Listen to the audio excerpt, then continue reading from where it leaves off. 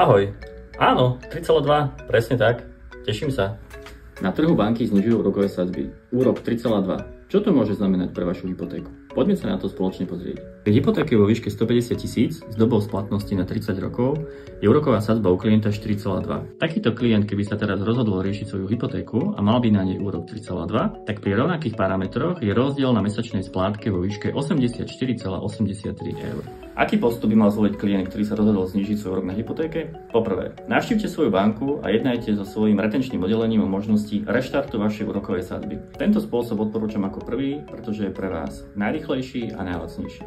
Druhá možnosť je rozhodnúť sa svoju hypotéku preniesť do inej banky. Či táto možnosť je pre vás vhodná, odporúčam sa poradiť s odborníkom. Ešte mám pre vás jednu informáciu.